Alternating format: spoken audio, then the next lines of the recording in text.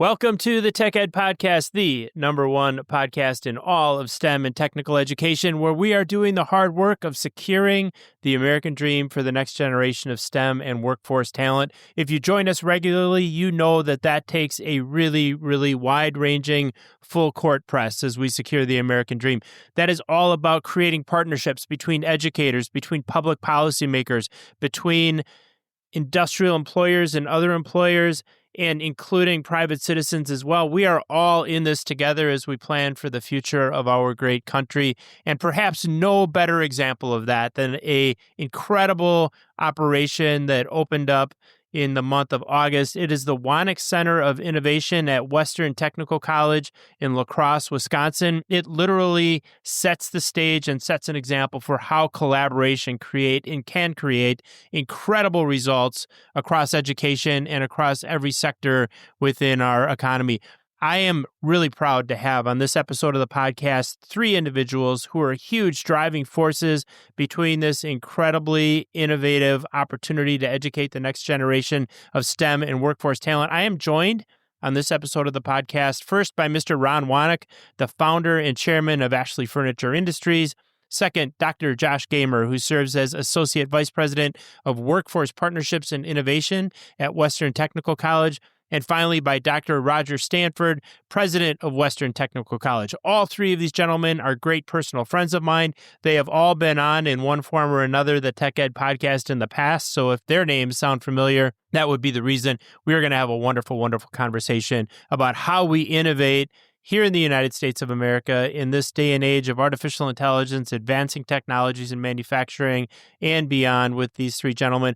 I'm going to welcome, first of all, to this episode of the podcast, someone who is actually one of our very first guests. When we stood the podcast up years ago, it's been over 4 years now, we wanted to have some really high-profile individuals join us on the podcast. One of those people is my dear friend, Mr. Ron Wanek, as I mentioned before, founder and chairman of Ashley Furniture Industries. Ron, it's such a pleasure to have you back. Welcome. Well, it's great to be here. It's always a pleasure, Matt. We're going to have a lot of fun on this podcast. You are doing so many great things in and around education. It's almost impossible to list all the fun things that we have seen you do, making a huge difference as we create a pathway literally from K-12 all the way through middle school and high school. I wanted to start with this, and it's a little bit of a loaded question because spending as much time with you as I do, I kind of know the answer, but I want our audience to hear it directly from someone who's on the Forbes 400, someone who is an absolute icon in your industry. Why do you have this incredible, Ron, strong personal commitment to manufacturing and advanced manufacturing education? Well, obviously, we want to keep the United States competitive, and we want to see the United States prosper, and technical education, engineering, STEM programs are very important to do this because if we're going to create value, we need this sort of education. So this is something that we've been committed to for the 60 years that I've been in manufacturing, and we want to see manufacturing continue here in the United States. You know, it's kind of gone overseas in recent years, and we're proud to be the largest manufacturer of furniture in the world, as a matter of fact, and continuing to manufacture here in the United States. We do a lot to research and continually develop not only our equipment and manufacturing and products, but also continually upgrade our workforce. And we've had a great tradition with Western Technical College for a lot of years. For probably 50 years, we've been working with them and just enjoy working with them and enjoy the energy they have. Well, and I like the fact that you use that word enjoy, because in as much as we're doing really, really hard work, long hours, high stakes, important work, it's fun along the way as well. And we have to remember that as well, that this whole idea of innovating and doing everything that we possibly can to create that next generation of workforce talent, really, really important. Of course, hearing that from the individual who founded the world's largest manufacturer of furniture, those words mean a tremendous, tremendous amount. I know, Ron, one of the things that you're really, really focusing on is not just how we do this in segments, not just how we take an amazing technical college like Western and create an amazing space of innovation but also creating pathways. And when we say pathways, true pathways, where students can take credit for the work that they're doing in K-12 and take those credits to a technical college like Western, and then do the work that they're doing at Western, take those credits to, in this case, University of Wisconsin Stout or maybe elsewhere. Really, really important that we create those on-ramps and off-ramps, stackable learning opportunities, stackable credits. So you were somebody that actually challenged many of us, myself included, to not just do this in a vacuum, not just do this with a rifle, for lack of a better term, but let's really talk about how we can create a streamlined educational opportunity all the way from K-12 through technical college and into four-year universities. Talk to me about why it's important to you for that streamlined opportunity to exist here. As you know, I've been at this for a lot of years. And, it's always been frustrating to me when I would see some of the kids start their education and they would get credits from one institution or another, and then they wouldn't transfer. So I can compliment not only the high schools, but the technical colleges and the University of Wisconsin Stout for the stackable credits, because kids will go into some of these fields much more willing if they know that their credits will transfer. And not only that from an economic standpoint, but also the timeline of their life and getting to where they need to go and getting the right credits is really, really important. So, having the stackable credits and being recognized from high school to the technical college to the university has really, really been important, and really happy to see that. Yeah, you and I are both incredibly happy to see that. And it hasn't come without a tremendous amount of work and effort and on the part of this entire group and others in terms of changing the entire paradigm around technical education and what meaningful education in the world of technical education and STEM can actually look like. I think we're making some progress. I will tell our audience, if I ever want like the most genuine, raw assessment of how things are going, of where I stand, of whether our efforts are making a difference or not, the number one person that I can ask is my friend Ron Wanek, because he always tells me straight exactly, for better or for worse, exactly where we stand, and in so many cases has challenged us to do even better, and we've done everything we can to respond to that challenge. You haven't just challenged our company, Ron, you haven't just challenged Western Technical College, you have challenged the entire U.S. education system to be more focused on STEM and particularly on advanced manufacturing. I don't want that word advanced to be lost. We know, and I've been through your plants, how you're automating, how you're adding robotics, how data is becoming an even more important aspect, and AI in terms of your manufacturing operations. So you're working incredibly hard at innovating in your manufacturing operations, as is Todd Wanek, your CEO and son, by the way, and the rest of the team at Ashley. And I spend a lot of time around them, seeing the way they're focusing on innovation. So you're innovating in manufacturing and elsewhere. We're innovating in education. When it comes to U.S. education, I would really love, and I know you'll tell it straight, how are we doing? Are we making progress? Are we where we need to be from the standpoint of Ron Wanek? Where do we stand on this whole journey? Well, I think, Matt, I spent a lot of my time traveling the world, spent a lot of time in Germany, spent a lot of time in Asia, and quite honestly, the United States hasn't done the job that they need to do in the area of technical education. And we tend to, in the United States, concentrate on liberal arts, and liberal arts doesn't really add a lot to the economy in terms of adding value. And obviously, every city, every state, every country wants to bring more money to their area than leaves their area. So, manufacturing is what creates wealth, and it brings wealth to an area. Again, when I grew up as a boy in the 50s, everybody seemed to understand that after World War II. They were competing, all the cities would be competing and talking about how they needed to create industry and wealth so that they would bring money to their community and it would turn over, and they did a good job in educating them in that area. Today, you don't hear very much of that anymore, and that's unfortunate.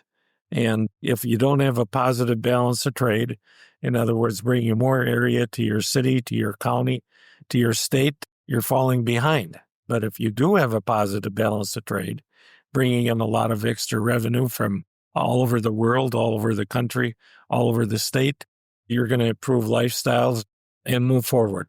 I remember you telling me years ago, Ron, that there's only a handful of ways to build true wealth. I'm not going to get it perfect, but I'll get close. You manufacture it, you mine it, you grow it as in agriculture, or you build it. And really the rest of us just exist around those ways of building wealth here in the United States of America and around the globe.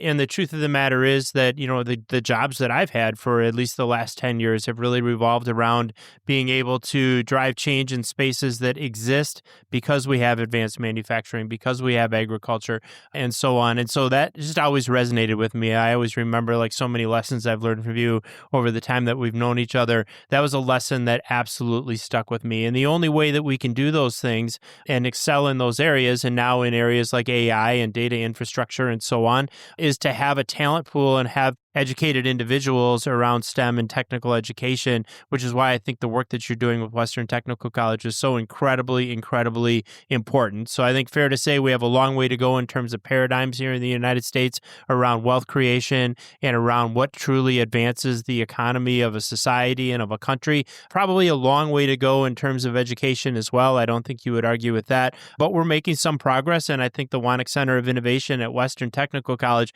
is a perfect example of that. Now, look, we've got 16 technical colleges in the state of Wisconsin. I work across 7 states in the upper Midwest, 92 technical colleges over that territory, and literally hundreds upon hundreds, if not thousands, across the United States of America. Any one of them would have loved to have the kind of partnership that the Ron and Joyce Wanek Foundation has had with Western Technical College. What was it about these two gentlemen, about Roger, Josh, their institution, that drew you to partner with them? Well, again, we go back nearly 50 years with Wisconsin Technical College. And, we've worked many programs. We've had robotics in the past. We've had interior design programs that we've worked on with the WTC. First of all, they have a willingness to want to improve and advance and invest and make sure that their college is up to speed for what the current needs are. So they've been a willing partner throughout the years, and that's first and foremost of what you have to have. And they've been great to work with throughout the years. No question. Great to work with. A great legacy. You think about 50 years and your 60 years in advanced manufacturing in general, in the furniture industry. That's half a century, right? So you've seen tremendous evolution in the world of education. You know what works and you know what doesn't. You know what kinds of people that you want to be partnered with, and individuals who are willing partners, who are dedicated to innovation. Super, super important. Ron, we're going to come back to you a little bit later in the episode with a couple of key questions. But for the time being, I want to move on to Dr. Josh Gamer. Josh is not just an incredible innovator, an incredible thought leader, literally a visionary, somebody that's looking way ahead in terms of technology and education. And I'm not just saying that, Josh, to butter you up. I mean every word of that, and you know that. And I've watched you grow in your role, and you've certainly watched me grow in mine. It's been a wonderful, wonderful partnership being in this battle together with you at each other's sides all these years. But truly, in so many ways, you're setting the example for how we can look at a market space, how we can understand the technology, understand what employers are looking for. And those kind of things are, that's probably 20, 25, 30% of the aspect of it. And the other 70% is, okay, how do we prepare this next generation of technical talent to meet the needs of employers, meet the needs of our technology? You and I have talked about, I forget, and I know you'll remind me, how many of these big projects have you done? Is this number 5 now? This is number 5, yeah. Yeah, so and we say big projects. We'll link some links in the show notes where people can actually see some photos and see some videos and news articles about what you're actually doing in the Wanek Center of Innovation, but it has to be seen to be believed, and you've done a number of these. What makes this one unique for you in terms of the aspects of the Wanek Center of Innovation, Josh? I think there's several aspects that make it so much unique from the others. So for starters, the general contractor was Weiser Brothers. Weiser Brothers was started from 2 of our graduates back in the day. So we have that community connection. That was really cool to see. I think one of the biggest differentiating factors was simply the collaborative nature of the entire project. So that shared vision with Ron and the employees of Ashley Furniture Industry, the shared design during that construction process, the actual facilitating those construction meetings with both sides at the table continuously, the ongoing discussions around equipment. So that, to me, was a huge difference in all the other projects, is that closeness that we had with Ron and Ron's staff. And I think that led to the success of what you'll see when you come and visit this facility. But another piece of it was, this one's more than just a facility. It's an educational environment. And at the same time, when you look at it, it's a resource for our community. So we have space in there that's dedicated to trying to expose young people to those future career skills through hands-on activities, supporting our local FIRST robotics organizations, having an advanced manufacturing center where employers can come in and see the technology, learn about it, play with it a little bit, maybe get themselves more interested or up to speed on it so they can know whether or not they do want to invest or go down that direction. That's a huge thing as a resource. And then beyond that, just the technology that we do have within the facility. So the sheer amount of robots that we have 39 different robots throughout the facility, multiple computer networks to support our cybersecurity efforts, creating that living lab of an IoT network where all of our robots are networked and managed real time, just like you could see within a really advanced manufacturing center. I think those pieces really make this project so much more unique. And those are things that, Josh, you think about networking all of your robots and all of your manufacturing technology, digital twins, the cybersecurity side of it. I mean, this is where manufacturing, it isn't just where they are, it's in many cases where they're going. And I'll just echo this whole idea. You mentioned the benefits for students. You mentioned, the benefits for the community. I think one of the benefits for your employers, and you and I saw it play out this week when you actually had an industrial employer reach out to you and say, hey, some of the things that we saw here at the Wanek Center of Innovation are things that we'd like to consider innovating around. How do we go about doing that? I mean, it really, in a really firm way, and maybe coincidental, maybe not, here in the same week that we're recording this podcast, an example of an employer who is seeing what you're doing at Western Technical College, seeing the level of innovation, the unique aspects to what you're doing, and is putting their hand up and saying, hey, we're recognizing that we need to be part of this. This is going to be our future, and we need your help in doing it. So credit to you for not just all the work on the education side, but maybe just as importantly on the industrial outreach and industrial training side, which I know is super, super core to the work that you're doing at Western Technical College. I visited several times as you were going through the project. You and I toured the construction site when it was still drywall going up, and where's this monitor going to be, and where's this display going to be, and a lot of the equipment wasn't even in place yet. So got to see kind of the growth of that opportunity and that project along the way. In as much as you've done 5 of these, in as much as, we're not talking about like renovating a classroom or putting in a lab in a classroom. We're talking about full-on construction, renovation, ideation, meeting deadlines, being ready for a grand opening and so on. Were there any unexpected challenges that our listeners might learn from that you ran into? And maybe it's an entire episode in and of itself, but any that you'd like to highlight?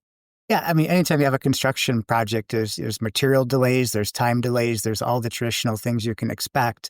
This particular one, it was more of the knowledge, and we lost a big chunk of our knowledge in the middle of the project. So business continuity. So when we planned this out, we had a faculty member who was deeply involved, especially on the IoT side. And to his credit, he wanted to move and be closer to the rest of his family. So he left us kind of midstream. And fortunately, a couple different things. We had other faculty able to step up right away, learn the technologies, be able to advise on implementation, installation. That helped. Our vendors stepped up just dramatically to assist us and keep things moving. But it kind of did highlight that piece I think all organizations struggle with, which is you have that vision and you're moving towards it. What redundancies do you have in people and knowledge? So when somebody does leave, you can still continue that momentum forward. So it's not necessarily unexpected. It just was in this particular scenario with this particular individual. But I credit him for everything he did on the front end that helped us be successful. Some of the best advice I ever got years and years ago in running businesses was when somebody said, the day that you hire a new team member, at least in the back of your mind, say, if that person walked into my office tomorrow and for whatever reason, closer to family, new career opportunity, change in life plan, whatever, said, I'm leaving the organization, what's your backup plan? How are you going to back up that individual? And really asking yourself that for every single person in your organization on a regular basis. At least when that happens, you've got that backup plan. You're ready to go. Things change on projects. Things change in organizations and businesses, and always being able to pivot quickly when something unexpected comes your way. And we all know that happens all the time when you're running an organization like Western Technical College. Some of it in your control, a lot of it not. But having that backup plan all the time, really, really good example. I can say again from experience that you found a way through that and through the challenges of losing that key person.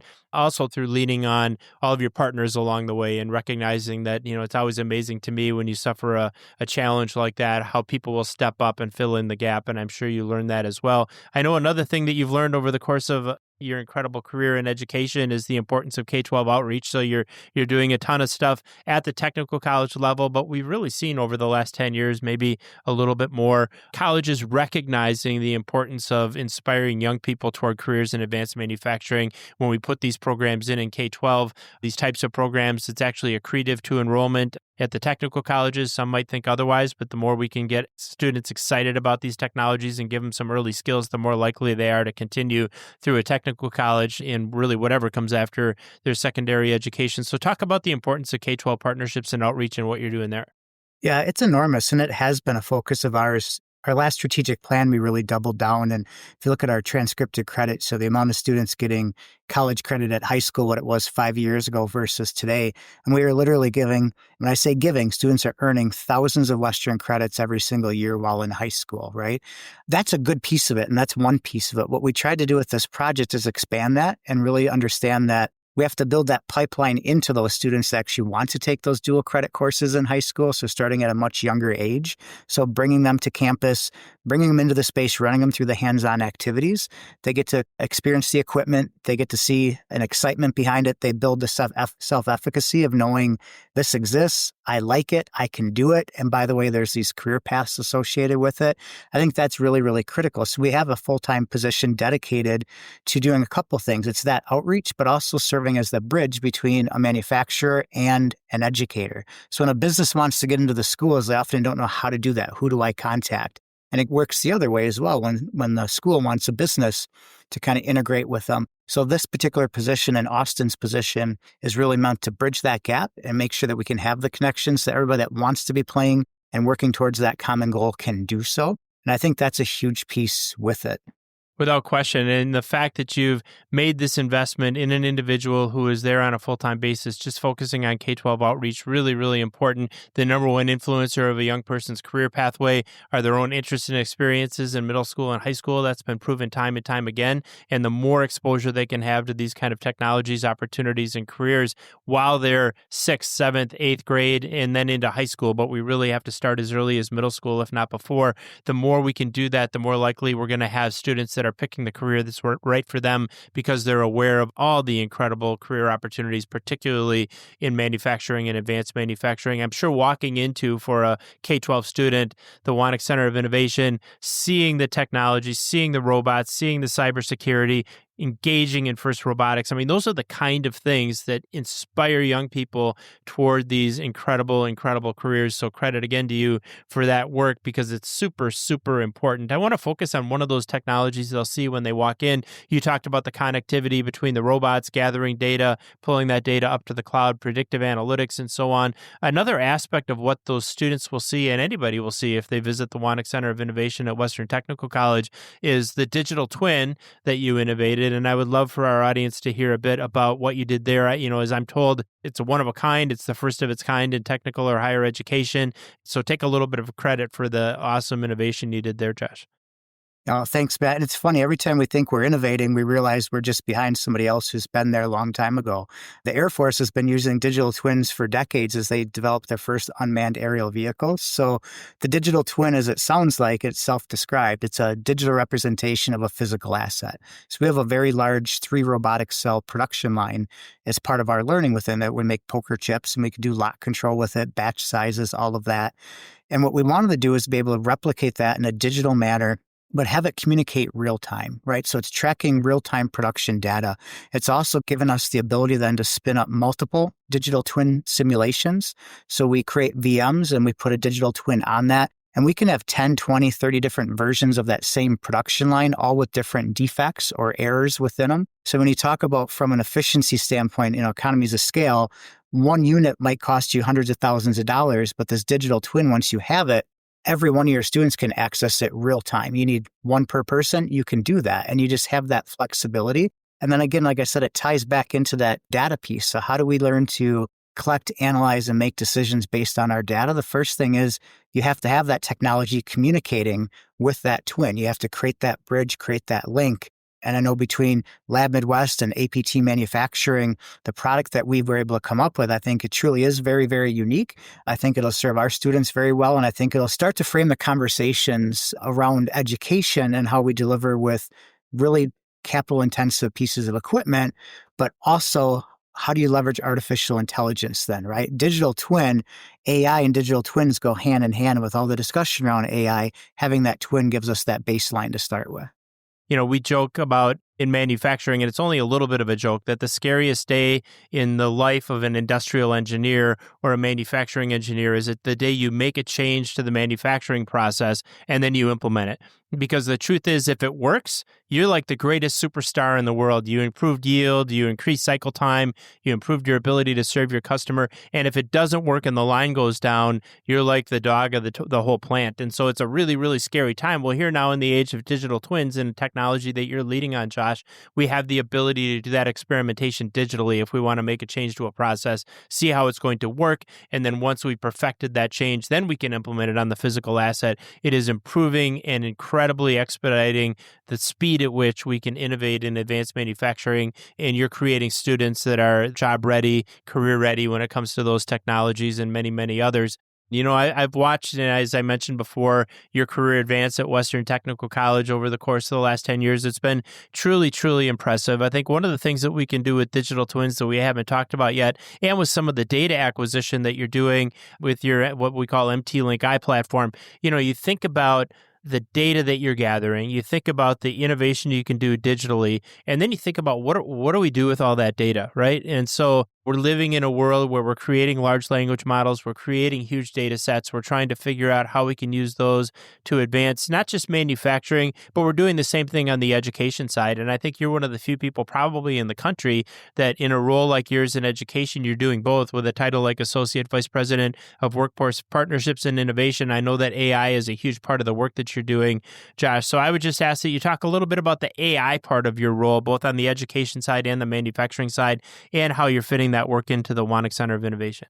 Yeah, absolutely. I think it's a credit to Roger and our board's vision of saying, we know artificial intelligence is here and it can make a huge impact. It can have a big impact on our results from efficiency, from quality outcomes. So we really wanted to approach it in a systematic way. So my position was to lead and develop that enterprise strategy around AI. So everything from what does it mean to us as an organization? What are the beliefs we fundamentally have about the impacts it's going to have? How are we going to support that as a leadership team? What is our governance structure going to look like with that? What's our data governance going to look like? And then obviously making sure that it's ingrained throughout not just our operations, right? Because we're a business in a business. Our product is education, but our business processes, we all have those same ones, right? So how do we integrate it in ways that make sense to eliminate the bottlenecks? If you think of like lean principles, for example, how can we improve upon those lean principles by leveraging AI? If we look at our students, can we use some of this data that we have and build a large lake of data that we can pull from to then draw conclusions that otherwise we can't draw? So we know that students perform better when X, Y, and Z. There's a lot of connections that AI can make that we can't see as humans. But in order to make those connections, you actually have to connect all of that data to that common source and let the technology advise you. And as an organization, be willing to be an AI augmented organization, be willing to listen to some guidance and some things that it's providing for you.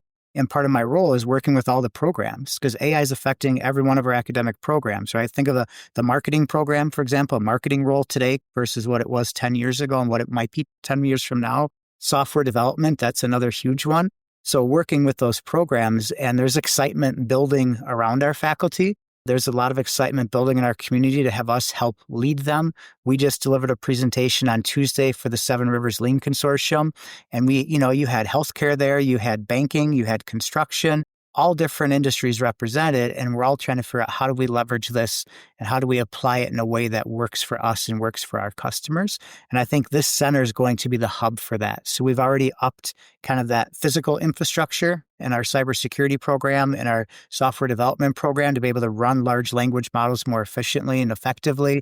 And we're having ongoing discussions of how that curriculum needs to change, not just in the immediate programs from a technical standpoint, but that generalized AI knowledge that every single person, no matter which program you're going into, is going to have when you enter the job market. You can help lead your employers. And I think that last answer just provided the perfect example of why Josh Gamer is so well respected in the world of education innovation. I mean, he's talking about LLMs, he's talking about AI, he's talking about data sets, and then he works in a whole conversation about lean principles and about lean improvement. Josh, I don't know if you remember this or not. I spoke to a group of, back in your dean days, a group of deans from the state of Wisconsin, and I asked almost kind of a rhetorical question because we were going through a little exercise, and I said, how many of the 7 deadly wastes can you name? And I'll be honest with you, it was a loaded question because I kind of expected everybody to look at me with blank faces and say, well, those are questions to ask our manufacturing faculty or maybe our program chairs. And Josh literally within a nanosecond listed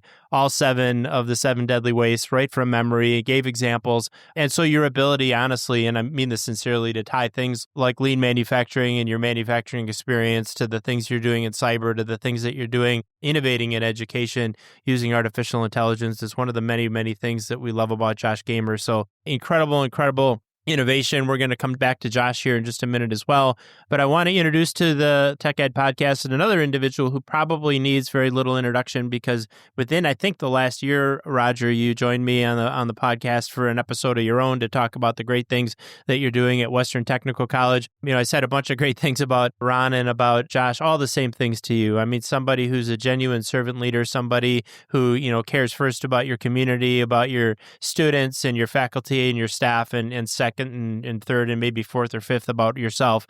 Truly selfless individual. And you've been on this path of incredible innovation at Western Technical College. You've been around for all 5 of those new projects that Josh said that he was involved with, and I'm sure many, many more. I want to start with this. I asked Mr. Ron Wanek, why Western Technical College? All these different options that he would have had in terms of partnerships, and he talked about the incredible background and history that he's had with your organization. You know, he said that your willingness to step up, and I think that's a great message for all of our educators, is innovation starts with being willing to try something new and being willing to shake the model up a little bit. So that speaks to Ron and the Ron and Joyce Wanek Foundation's interest in Western Technical College.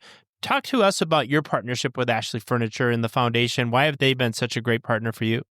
You know, I came to the college in spring of 2015, Josh. I think you took the dean role in just a couple of months before me in 2014, and we had an invitation from Ron and his team probably a month after I arrived.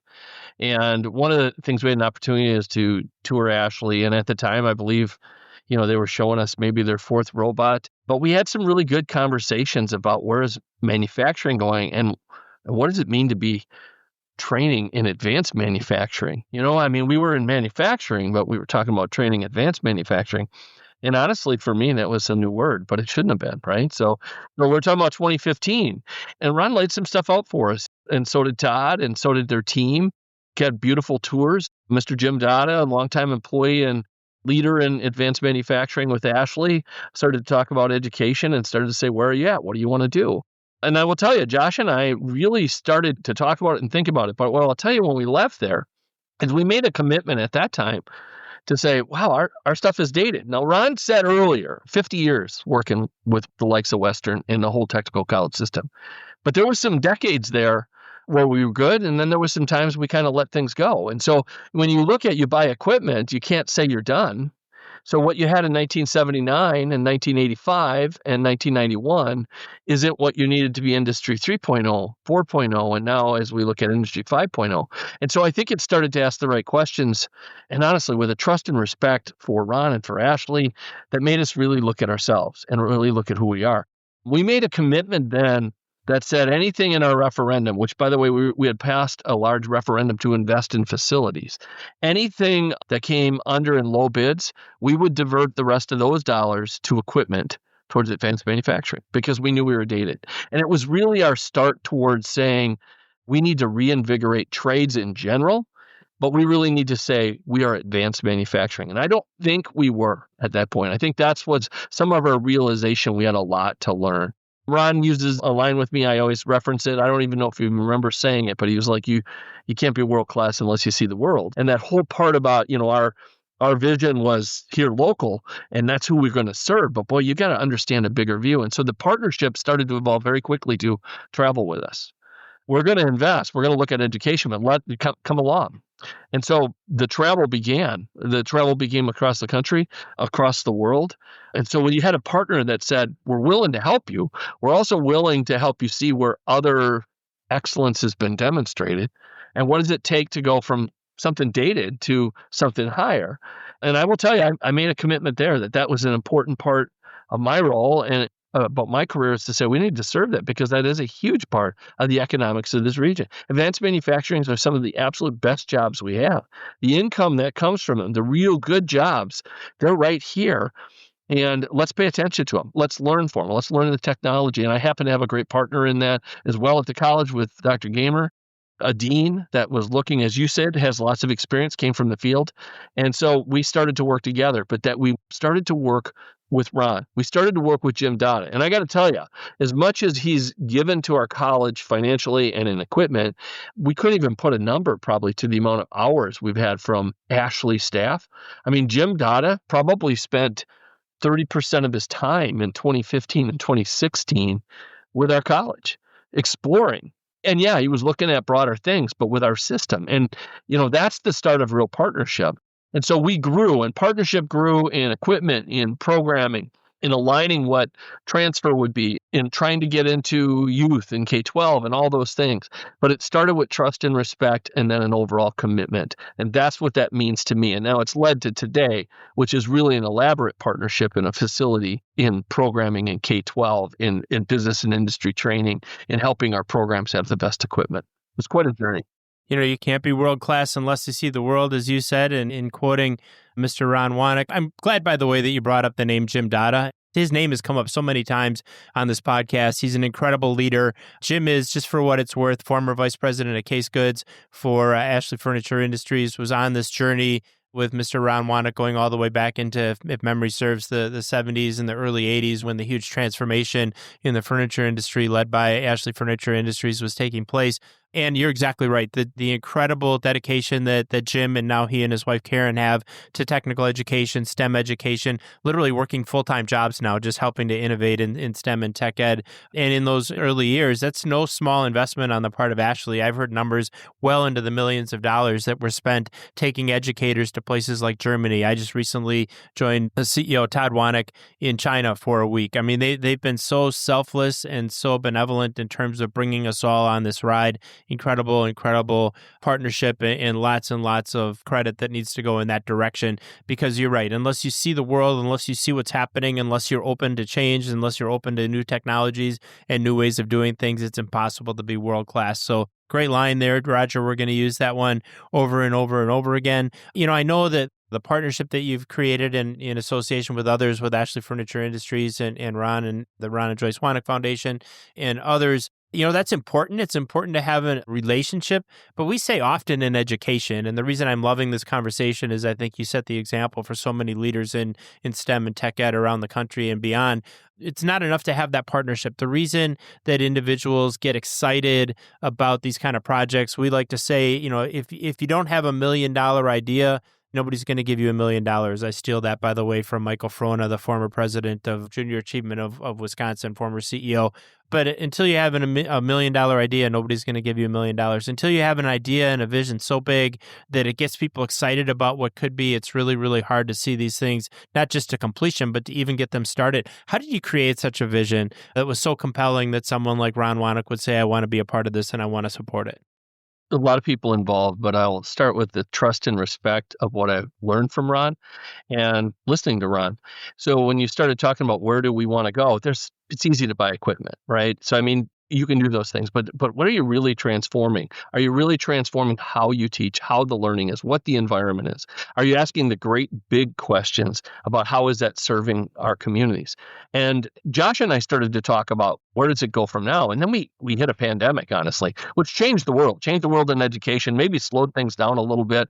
We came out of a pandemic and we said, we're going to move to 7 weeks. It's our biggest innovation for an entire transformation of a college. It works for adults. So we had a lot of good reasons there.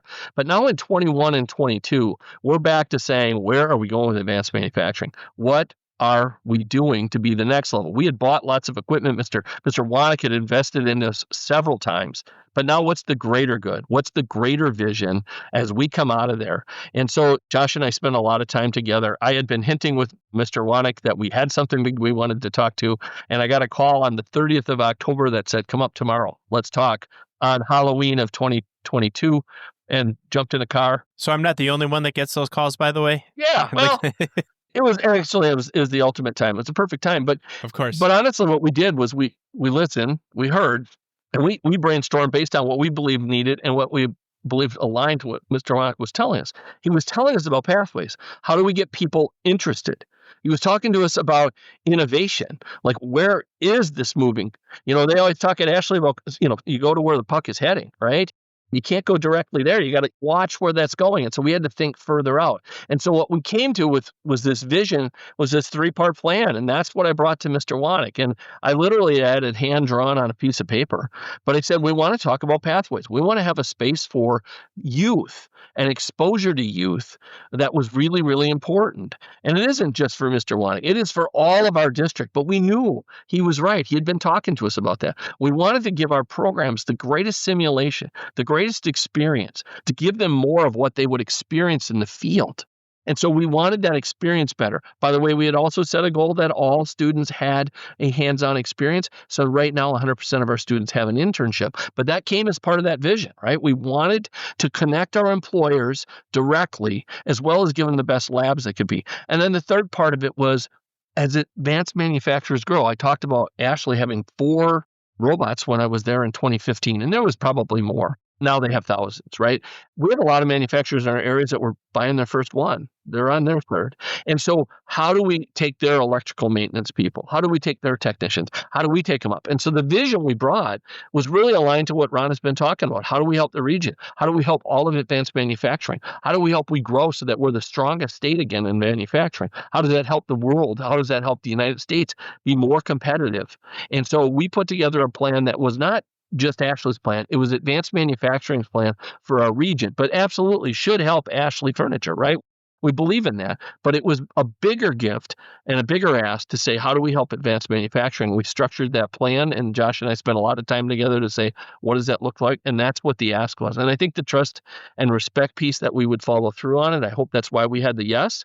And then we made a commitment to be a true partner all the way through, and that we wanted this to be a legacy to that decade of education experience Ron had. Yeah, he's got decades of experience in furniture, but he spent a full decade caring about education, and we wanted to provide that legacy.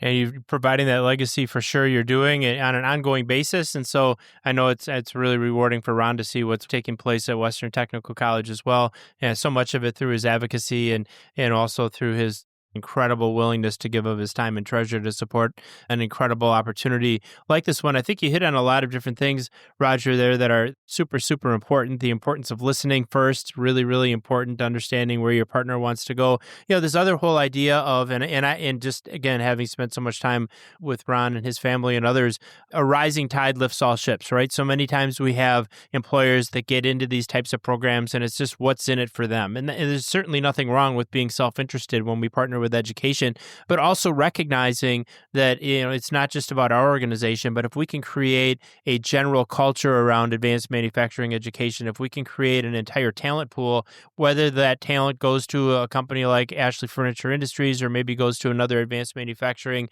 operation nearby, we all benefit from these kind of investments. And so I think just in terms of the philosophical way that we approach benevolence and philanthropy in the world of technical education, the more selfish and focused we are, the less results we're able to create, the more open we are to recognizing that really this is, as Ron suggested early on, and it's about the future of the United States. It's about whether we want to be and continue to be among the technical leaders, if not the technical leader on the globe. And so obviously for the group here, we would love for the United States to be out in front, but as Ron suggested early on, maybe there's some areas where we even have some catching up to do. It's important for us to face reality. Ron and I were just talking about that a couple of weeks ago. You can't solve a problem unless you face it head on. So facing that problem head on, recognizing the opportunities, and then also recognizing that if we create the types of learning opportunities like you have there at the Wanek Center of Innovation, it benefits not just an employer like Ashley Furniture, it benefits your entire district and your community and your students and your employers. You've got some huge employers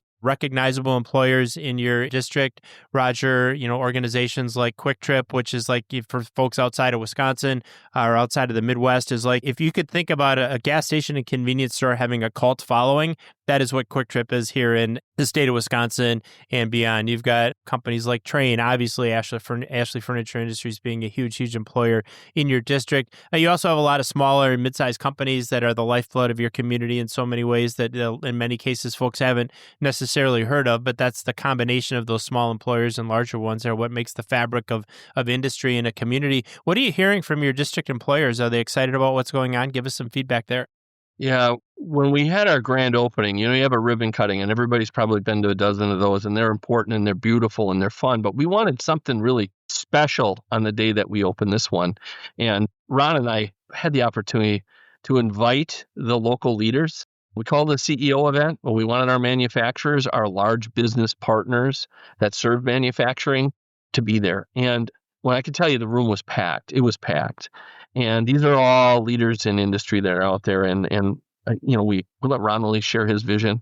We shared why we were doing what we're doing. And Ron really shared his vision, as you said, to take care of all, right? This is about the state of Wisconsin. This is about the counties in our region. This is about helping the entire field. And I will tell you, it was just the feel in the room was so energetic. The people that wanted to talk afterwards, the people on the tour were just ecstatic. And Josh could speak to how many have come back, but they're on a cycle right now of bringing teams back to walk through, to see, to wear. And of course, we're looking at other business partnerships that are going to go through it because we need a lot more things to continue the K-12 work. So there's other existing partners that are being established right now to do this in this center. But the joy of them seeing that we were paying attention to where Industry 4.0 is starting to push to 5.0, and they know about this smart automation, and they know they got to get better at it. And we're talking about every size manufacturer that they have. They're seeing this as very real. They're seeing this as, one, we pay attention to them, but two, they've got a partner in the region that's going to stand with them and help them with their workforce and help them skill and bring up the skill of their workforce and help get people interested in those jobs. So I will tell you, it has felt fantastic. All of the interviews, all of the conversations, all of the one-on-ones or the large group tours, I don't think could have been better. Nobody said we're done it the wrong way. They've all been grateful and said, wow, this is exciting for our region. When you've got those employers that are coming back and not just attending the ribbon cuttings, and to your point, and we've all been to bunches of those, and they're great and they're exciting, and they they fill you with a sense of anticipation around what's happening at whatever in my case, I do go to a lot of education ones about what's happening in that particular lab at that particular institution of higher education or K-12 district, what have you.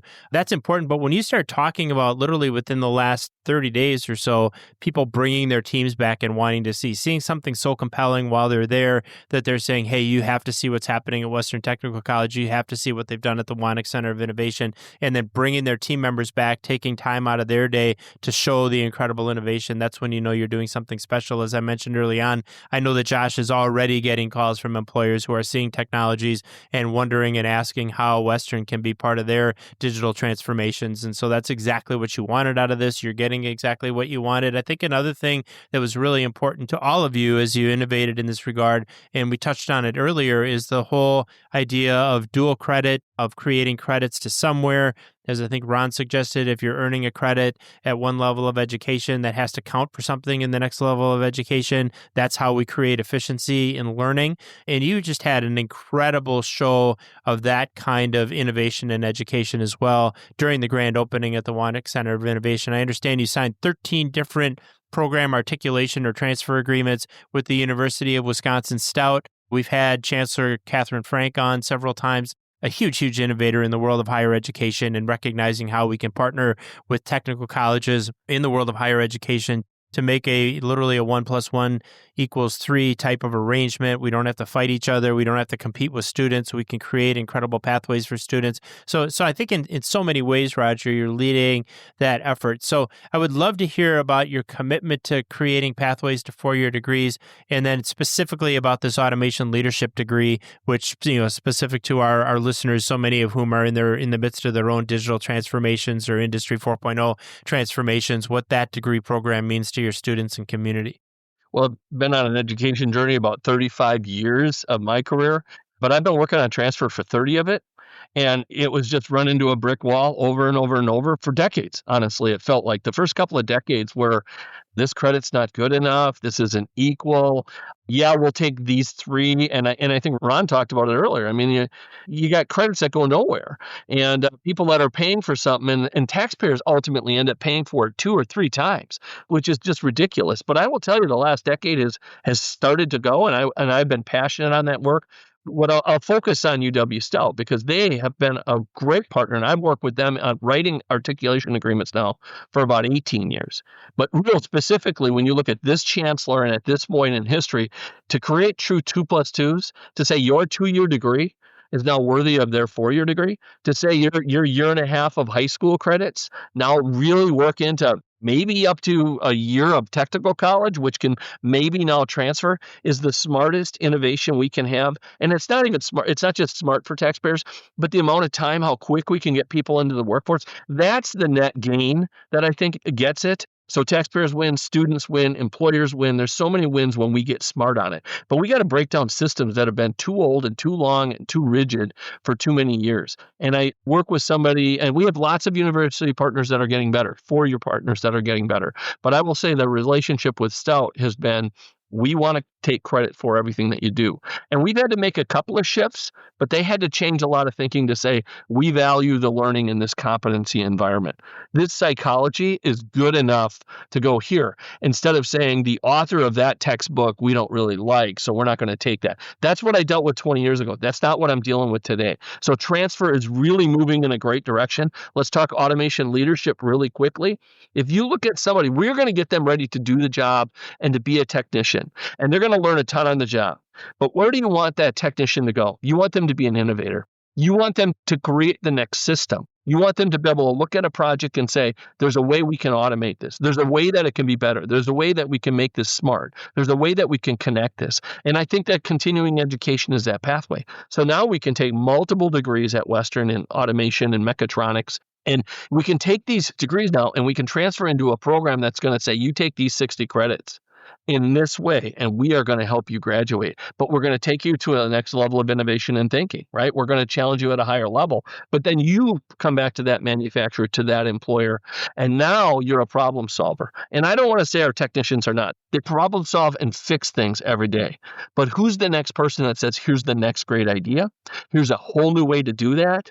This is a whole way we streamline it. You talk about your 7 parts of lean. They look at it and they solve problems. And I think that this is the next degree that takes that person to the next level. Could be supervisor, could be manager, could be next vice president. But it takes that higher order thinking and saying, all right, I'm contributing at a different level to my manufacturer. And I think that's the beauty of this automation degree. Yeah, absolutely. And you think about the way that industrial manufacturers, industrial employers are innovating, the whole idea of digital transformation, everybody's begging for somebody to help lead that change. And so, you think about taking an incredible associate's degree from a place like Western Technical College, maybe built on SACA certifications, the Smart Automation Certification Alliance. I think there's 61 credits available toward that automation leadership degree for students that have gone through that pathway. And of course, Western being an incredibly great partner, as is Ashley Furniture of the Smart Automation Certification Alliance. I tell people all the time, it's the most innovative baccalaureate degree anywhere in the country, and I stand by that. And it's been because of partners like you, Roger, and your team who have been willing to innovate, look at this a different way. And then, of course, folks at Stout as well, people like Dr. David Ding and certainly Chancellor Frank, who are willing to say, look, we recognize that education in the next 10 years can't look like it's looked in the last 50. We have to make changes. The demographic realities, the realities of the economy are going to force us to do that, whether we want to or not. There's going to be 2 types of institutions, the ones that innovate and the ones that won't be around to innovate. And I think all of you collectively in your leadership really set the example for the entire country in terms of what the future of education can look like. So credit to all of you. We're nearing the end of our time together here on the Tech Ed Podcast. I do want to, as our audience knows, we ask 3 questions, or 2 questions, I should say, in this case for 3 guests. At the end of every episode of the podcast, we are going to quickly grind through every single one of those questions, both of them with all 3 of our guests. Looking forward to the answers. Roger, we're going to start with you since you're on the mic at the moment anyway. And question number 1, we'll ask this question to all 3 and then come back with question number 2. But question number 1, based on your personal education journey, we all have our own journey through education, what is one thing that you believe about education that you think might surprise our audience?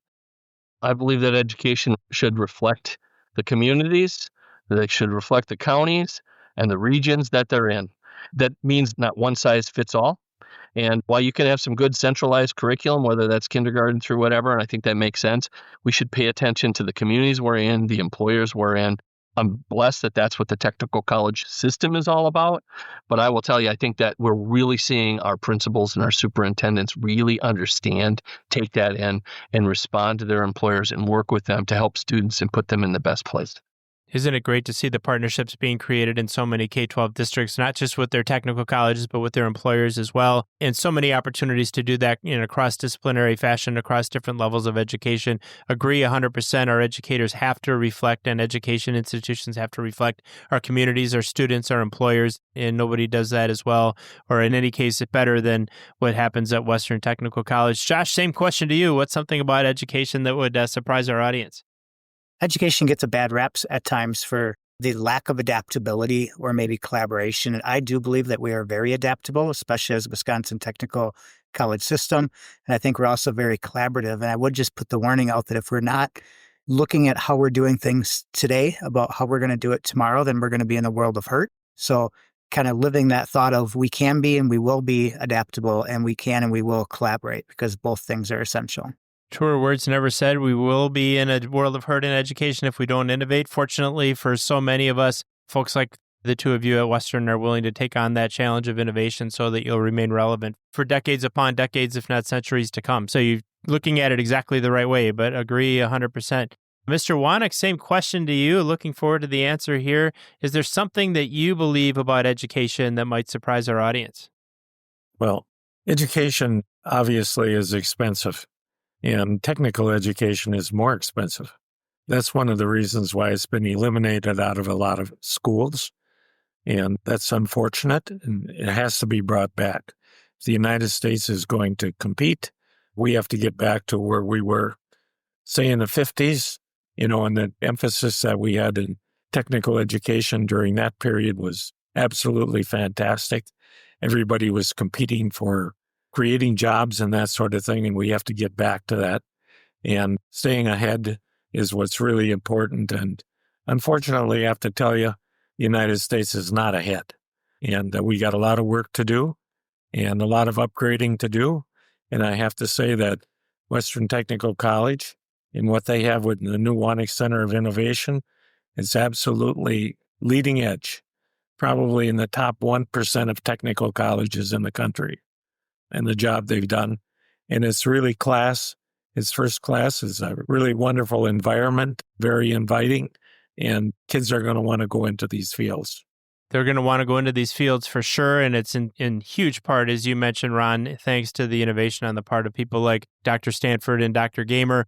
As we mentioned a little bit earlier, the first step to solving a problem is facing it in the first place, and if the U.S. has some innovating to do, and we're not ahead, and we want to be. No question about it. We need to continue to take the lead and face reality.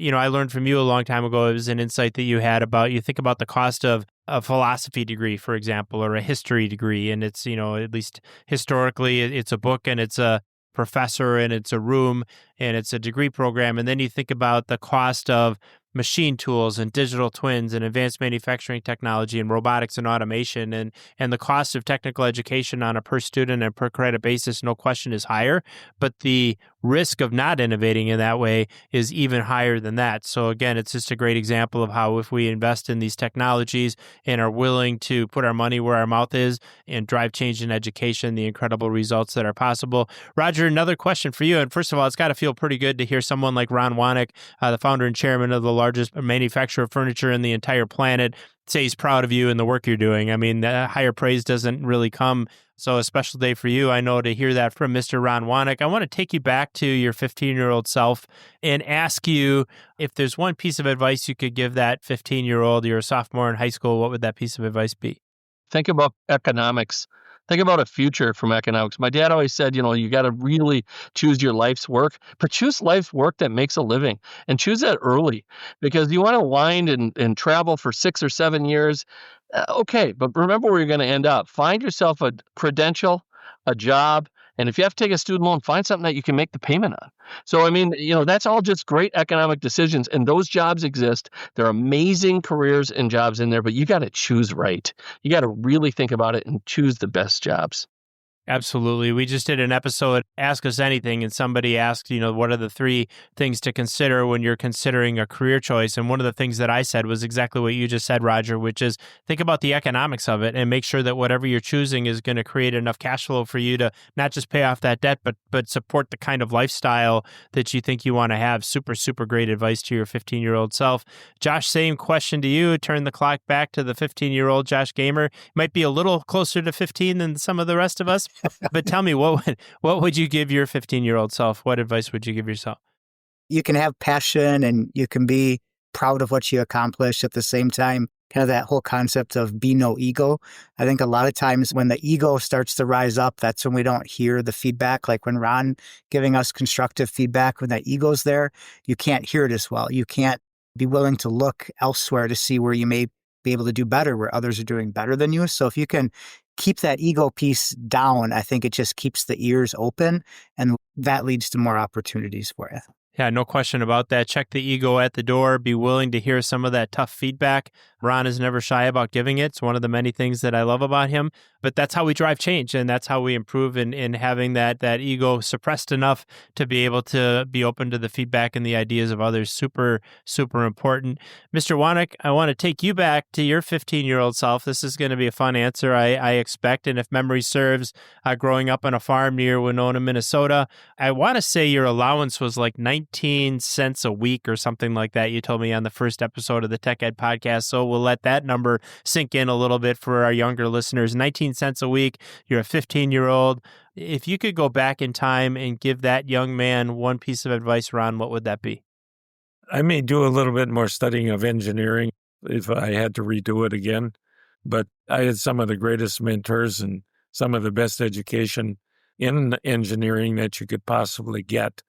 But I probably would like a little bit more formal education in that regard and probably would spend a little more time at it. The whole idea of engineering and understanding that side of technology, I can tell you that it certainly didn't cost you anything in terms of your incredible command of manufacturing technology, your ability to grasp all kinds of concepts. And as you and I have spent time together, you're an incredibly quick study and constantly learning, committed to lifelong learning. I would almost joke about how much further ahead you would be if you had that engineering experience when you were in high school, because we all know how far and the distances that you've taken in your career and the incredible impact you've had, not just, Ron, on your industry, the furniture industry, but also on education. And I'll just add on me personally, the time that I've been able to spend with you and learn from you, it's absolutely invaluable. If I could go back to my 15-year-old self, my advice to myself might be to seek out Ron Wanek a lot sooner in life because of everything that I've had the great pleasure of learning from you. I want to make sure we thank all 3 of our guests today, Dr. Roger Stanford, who is the president of Western Technical College, Dr. Josh Gamer, who is the Associate Vice President of Workforce Partnerships and Innovation at Western Technical College, and finally, Mr. Ron Wanek, the founder and chairman of Ashley Furniture Industries. I feel so blessed and so honored to have been on this journey with all 3 of you. So many great things to come and more to share on the Tech Ed podcast as the months and the years